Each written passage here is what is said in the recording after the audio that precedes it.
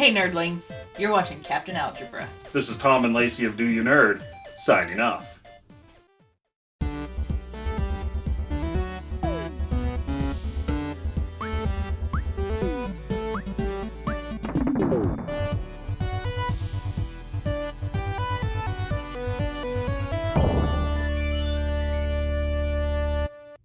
Hey everybody, Captain Algebra here.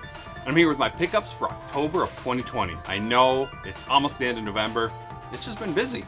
So let's get started with a couple books I picked up. You guys know how much of a big fan I am of God of War. I was on the Cartridge Club podcast for when we played through God of War on the PS4. And one of the people part of Cartridge Club had posted a bunch of books that were part of God of War. I'm like, I need all of these. So we've got God of War, B is for Boy, kind of like an alphabet book, except it is definitely not for children. With some of the stuff that's in it, how they're killing enemies and stuff, but still a very cool book. Then we got God of War Lore and Legends, and then finally The Art of God of War. Some excellent books. I absolutely love God of War. It's probably my favorite PS4 game. You guys know how much I feel how I feel about this franchise. It's amazing. So it's really cool to flip through those books and read them and see the art and stuff. And if you like God of War, definitely got to pick those up. Next comes from a coworker of mine who his PS3 went out, and so he was going to get rid of all his games, and he was just going to trade them in. But he said if I wanted them, he'd give them to me for $1 a piece. I'm like, yeah, I'll take that. Let's go through them really quickly. No gameplay footage because there's so many of them. We got Assassin's Creed 3, Batman Arkham City, Battlefield 3 Limited Edition, Battlefield Bad Company 2, BioShock Infinite, Borderlands 2, Burnout Paradise, Call of Duty Black Ops, Call of Duty 4 Modern Warfare, Call of Duty Modern Warfare 2, Crysis 3, Dishonored, Facebreaker, Fight Night Round 4, Gran Turismo 5 Prologue, Grand Theft Auto 4, Grand Theft Auto 5, Guitar Hero 3 Legends of Rock, Hitman Absolution, Homefront, Hot Shots Golf Out of Bounds, Infamous 2, Killzone 3, Medal of Honor Warfighter, Metal Gear Solid 4, Pure, Sniper Ghost Warrior, Split Second, WWE All-Stars, and finally, WWF SmackDown vs. Raw 2008 featuring ECW. So that was pretty cool. I'd also included a PS3 controller and then a PS2 controller with an adapter for the PS3, which is good because my PS2 controllers have been kind of wonky lately, so I needed a new one. Yeah, I only had like 4 PS3 games before this, so huge update to the collection. A lot of games that I kind of have on Xbox 360 already, but it's no big deal. It's just kind of nice getting that PS3 collection started. Now I just need a PS3 that is reliable, because for some reason it doesn't work with all the games that I have, and even though the games are in great condition, so definitely got to find a new PS3. Next, we're going to go with the games I got from John Brown. So he did another Purge, and so it's just a few things that I wanted. First, we got the Sinister Six Spider-Man 2. Just a fun Spider-Man game on the Game Boy Color. I didn't have it, so just like, as soon as I saw it, I had to get it. I like it so far. Definitely a game I need to get more into. We got Golden Sun. Obviously, I'm not usually into RPGs, but it's a game I didn't have. And, you know, he's giving me these for good prices, so I figured I might as well grab it. We've got Ultimate Ghosts and Goblins. Unfortunately, this game doesn't work. I think when I pulled it out, I kind of cracked the UMD case, and for some reason I can't get it to work after that. So I'm going to have to get a loose copy of this. It also didn't have the manual, but I've heard it's a really good version of Ghosts and Goblins, so I figured I would try it out. And then finally, the game I really wanted, Mario Strikers. So this game was one that I've never played before, but I've always really heard good things. I know Gaming Off the Grid talks about it a lot, and it is fantastic. It's just, these Mario games that they made when they were sports related are all so good. I mean, there's rarely you find a bad Mario game, you know, unless you're talking like Hotel Mario, but does that really count? So anyways, this is fun. You pick your character, and then you get like side characters who fill out the rest of your team, like Toad or Koopa and stuff like that. You get different moves you can do, like special moves, and it's just a really fun game. Now I need to get Mario Super Sluggers. I don't have that one yet, but really glad to add that to the collection. And the next one is from Big Family Gaming. There's a game on the Genesis that I wanted for a while, but I usually collect my Genesis games complete in box. Unfortunately, that makes some of them kind of expensive, so this is one I didn't think I would ever get. And so this one he had gotten a new copy of, he upgraded his, and so he was selling his loose copy, and I'm like, you know what? For right now, get the loose copy. I can upgrade to a complete box at some point. At least it does come in a real Genesis case. It just needs the artwork and the manual, and that is Castlevania Bloodlines. Such an awesome Castlevania game. I've been really into Castlevania lately. This past October, I streamed, Castlevania 3 and Symphony of the Night. And I was just in the mood to play more Castlevania games, and this is one that had eluded me for a long time, but I've always heard great things about it. And the little bit I played, I've absolutely loved it. So fortunately, I just finished a letter in Genesis A to Z, so I'll be going back and kind of filling in the gaps of games that I've gotten that have already passed those letters. And so Castlevania Bloodlines will be streamed very soon. This next stack all came from a garage sale. So there's this guy in the town I live in, he's got a garage sale every year that he's selling video games, and I usually try and stop in. He doesn't have like amazing prices, but they're definitely usually under price charting at least a little bit, so I pick some stuff up. So first one on the Game Boy, we've got WWF Superstars. Actually already beat this game. This is a really fun wrestling game. It's short, there's only 5 wrestlers. They all have the same moves, so there's no special moves at all. But the graphics are really good. They've got the theme songs for each wrestler as you're picking them. So it's fun. If you wrestle as everybody, Ultimate Warrior is the final wrestler. But then if you're wrestling as Ultimate Warrior, Hulk Hogan is. So that's interesting. But really fun game. Easy to beat. I beat it in like 15 minutes on my first playthrough. You can kind of cheese it with a running drop kick, but fun nonetheless. We got a Super Nintendo game, Super Chase HQ. So this is from Taito, the guy I was talking to who's selling the games. He said this actually was originally an arcade game, I believe. And I don't pick up a ton of Super Nintendo games. They tend to be a little pricier, so when I see a good one, a cheap one, I pick it up. And so this is basically, you're a cop and you are chasing down criminals. So the level starts with you're chasing them, and there's a little meter of how close you are to your target. And then once you catch up, there's a damage meter, and then you need to damage them enough to knock them off the road and out of commission, and then you finish the level. So pretty cool. It's a first-person view, which kind of tough to get used to and to avoid all the obstacles on the road, but fun game nonetheless. Then for the 64, we've got Battlezone, Rise the Black Dogs. This is a tank game. It was cheap, and I don't usually pick up many N64 games. And I'm a sucker for colored cards. I think they're awesome. But it plays very similar to like the Battle Tank games on the N64. You can actually choose, I think, United States, Black Dogs, and Russia maybe. And I don't know if that changes the campaign at all, but I thought that was interesting. Then we got some PS1 games. We've got Iron Soldier 3. This is just a mech game. Not much to say about it. I don't play a ton of mech games, but it looked kind of interesting. Wasn't really sure what to do in the first level. I mean, it gave me the objective, but I ran out of ammo, so I don't know if I have to just be more selective with the targets I'm going after and see if I can find more ammo, but it is what it is. Then a game I've wanted for a long time because I'm such a Star Wars fan, Star Wars Rebel Assault 2. So this is a really weird game.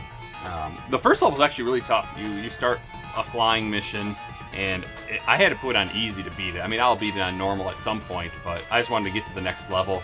But it's such a weird game because you're stationary, and then you're behind some protective covering, but then you can kind of turn out and shoot the guys and then come back. It's not like you aren't moving around the room yourself. You're just coming out of cover and stuff, and then shooting the enemies and then going back in. And then as you finish that, you move to the next room and stuff. There's some interesting FMV sequences. It's not a great game by any means, but it is a Star Wars game, so I had to have it. It is missing the manual. The case is not in great shape, but it was very cheap, so I had to grab it. Then we got a Wii U game, which I don't see a ton of Wii U games, so I had to pick it up. Scribblenauts Unmasked. So this is kind of cool. It is Scribblenauts, but it is with the DC comics. So you got Superman and Green Lantern and Batman in there, and you're trying to fight off the Joker. So I've liked it so far. Scribblenauts games are kind of hard for me sometimes because sometimes I've had a hard time like deciding what to add into the game that I need, but this one seemed a little bit easier. But it was fun so far. Then for the Wii, we've got Tron Evolution Battle Grids. So this was brand new, sealed for $5. I'm like, yep, I'm gonna grab it. So basically, the story mode is you have a character and you are going through the battle grid games to become the champion.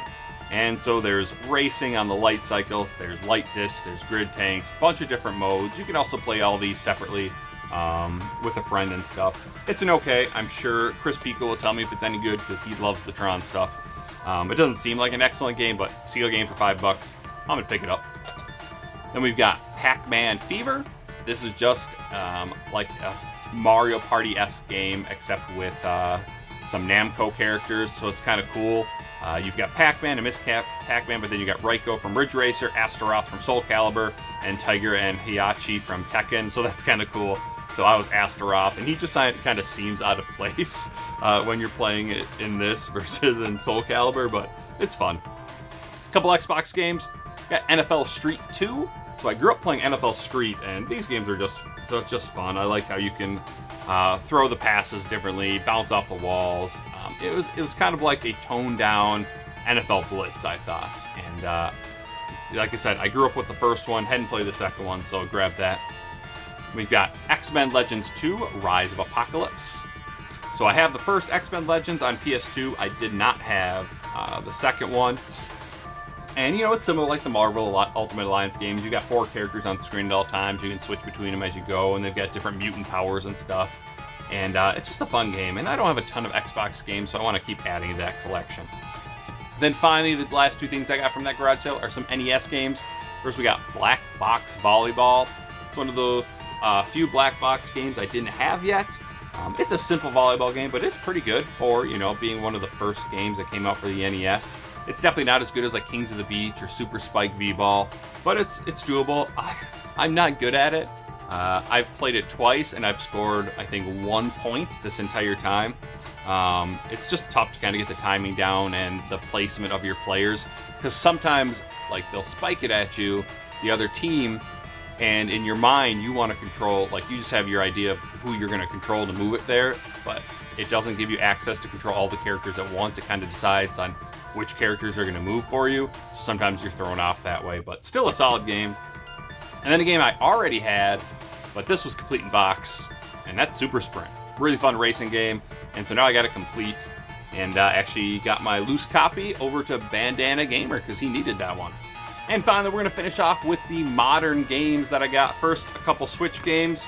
We've got Arie and the Secret of Seasons. So this was just a deal, I think, from Best Buy, so it was a super cheap game. But it's an action-adventure game where you play as Arie, where her brother goes missing, and your dad is like the holder of the winter season. And so it happens, the seasons get all out of whack, and you need to go to the council, but usually your brother would go, but he's missing. And so you cut your hair to try to be like him, and then your mom catches you, but she lets you go because they need someone to go there. So that's all I've gotten through in that game, but it seems like a pretty fun adventure game. Then we've got Cadence of Hyrule. So it's a Zelda game, I gotta have it. It is Crypt of the Necrodancer, except it's featuring The Legend of Zelda. So it's an interesting game because you have to play to the beat. So if there's an enemy on the screen, you have to move to the beat and attack to the beat, which can kind of throw you off. It's tough to get used to. You're used to playing just Zelda games, just going in and fighting and stuff. But this one, you really have to focus on the beat. So if you don't have good rhythm, this is definitely not the type of game for you. Now, you can turn that off, which is nice.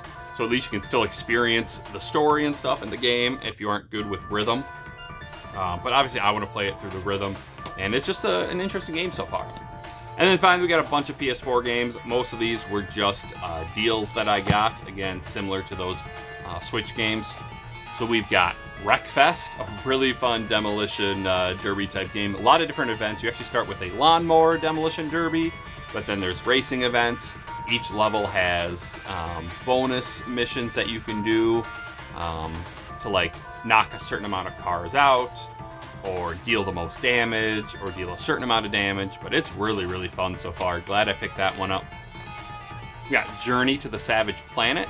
So this is a sci-fi satire game. And basically, you join this Pioneer program, and they advertise it as like the 4th best in the universe, which is funny. And the guy seems super shady, but they say that you're supposed to explore these planets, but the planet you were supposedly sent to is not supposed to have any life. But then they realize that there's life scans. So they're like, well, you need to explore and figure out all this life and stuff. And it's a beautiful game. It's fun. There's good humor. So I definitely look forward to getting that a little bit more. And we've got Judgment. So this is, I believe, like a spin-off of the Yakuza series. So you play as a former lawyer who got this guy off, and as soon as he got back home, he kills his girlfriend. He's a serial killer. So then you decide to kind of become a detective, and you're no longer an attorney. And it's really fun. You're following people, you're finding clues, tracking suspects, beating them up. And it just seems like a fun game so far. And we've got the Lego Harry Potter collection. So I love the Lego games, and I usually like playing games on their original format. So obviously I'd like to play those with the Wii, but I don't have those yet. And I love playing on PS4 just because I love getting trophies. I'm not like a trophy hunter, but I don't know, I just enjoy getting the trophies and stuff, and it's kind of fun. And so this has been really fun so far. I'm not far into them at all, but I love Harry Potter, I love Lego, so putting the two together is great. Last two are probably the favorite of the bunch. First one is Star Wars Squadron. So obviously, huge Star Wars fan, and this is just really cool. You get to fly TIE fighters and X-Wings and stuff. You know, it seems very much like Star Wars Rogue Squadron games, but better. And it actually, there's two stories going on at once. You sometimes are part of the Rebel Alliance, sometimes you're part of the Empire, so you get to fly TIE fighters and the X-Wings. And it's a beautiful game, and this actually has VR mode. I haven't tested it yet, because I am worried I might get a little motion sickness, but man, it is a really fun game. I highly suggest it. And finally, a game I was very skeptical of because the Insane Trilogy was absolutely dog shit. Sorry for the language, but it is terrible. If you like that game, I'm sorry, but go play the originals. Then you'll see how bad that game is. But people were saying it's a pretty good game, so I'm like, alright, I'll check it out. We got Crash Bandicoot 4. It's about time. And oh my god, I am so glad I picked this up. This feels like a return to the original series. For me, this is probably the best game in the series since 2. I liked Warped, but it was a little too easy and kind of wasn't as fun as the first two. And this kind of brings back a little bit of the difficulty of the Crash games. And it is a gorgeous game. There's so much to do. So the whole premise of this is Entropy and Uka Uka and Dr. Cortex are stuck from when you finished off Crash 3, and they finally escape, but then all the dimensions are kind of messed up, so you have to go around getting the masks, and each mask has a different power. One can make boxes and platforms appear and disappear. Another one gives you the ability to slow time. One flips the kind of like gravity, so you're walking on the ceiling or you're walking on the floor, and then one gives you the spin that kind of gives you more room to be able to jump further and higher and stuff, and it's just really cool. There's also extra characters you can play as. You play as Cortex, as Dingodile, and as Tana. You can switch to Coco at any time. There's alternate timelines. There's some flashback tapes, which is probably my favorite, because it really reminds me of the old school bonus rounds of the first couple games, and so it's kind of like a video recording of Cortex training Crash to become the general of his army before the first Crash Bandicoot game, and some of them are really tough, but they are fun. And then there's the inverted levels, so you're playing the levels mirrored, but they all have a different kind of like style to them. Sometimes they're all gray, and if you spin, you add color to the world. It's just really interesting. If you like Crash Bandicoot, this is a must-play. Fantastic game. It's a long game compared to the other ones. There's tons to do. I just highly suggest it. So there you go. Those are my pickups for October 2020. Another good month. A lot of good games here. A lot of these games I've already put some time into, which is pretty rare. Usually I put them on my backlog right away, but some of them were so fun I had to get to them. So let me know what your favorite of the month was. Have you played any of these? What do you think? Thanks for watching, everybody. Until next time, this is Captain Algebra, signing off.